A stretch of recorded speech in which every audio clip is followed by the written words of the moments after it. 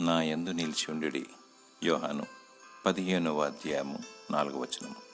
ప్రభువైన యేసుక్రీస్తు సెలవిస్తున్నాడు, నేను నిజమైన ద్రాక్షవల్లిని, మీరు తీగలని. నాతో అంటుకట్టుబడి ఉంటేనే మీరు ఫలిస్తారు. ఫలింపని ప్రతి తీగ నరకబడి అగ్నిగుండంలో పడవేయబడును. అగ్ని ఆరదు, పురుగు చావదు, అది నిత్య నరకము. ప్రభువైన యేసుక్రీస్తు బిడ్డలమని చెప్పుకుంటాము. మన బ్రతుకు, మన జీవితం భిన్నంగా ఉంటుంది. క్రీస్తు కలిగిన మనసు లేకుండా వేషధారణ స్థితిలో ఉంటున్నాము. లోకంతో సహవాసం చేస్తూ నేత్రాశ, శరీరాశ, జీవపు డమ్మ విషయంలో పడిపోతున్నాము. జీవిస్తున్నామన్న పేరు మాత్రం ఉంది, కానీ నీవు మృతుడవే. ఆత్మలో జీవం కలిగి ఉండాలి. ఆత్మానుసారంగా జీవించాలి. ఆత్మను భద్రపరచుకోవాలి. ఈ లోకంలో సిలువేయబడి ప్రభునందు నిలిచి ఉండాలి. ప్రభు అయిన యేసుక్రీస్తు నామాన్ని ధరించుకోవాలి. ఆయనను ఆత్మతో, సత్యంతో ఆరాధించాలి. అంతం వరకు త్యాగం చేయాలి.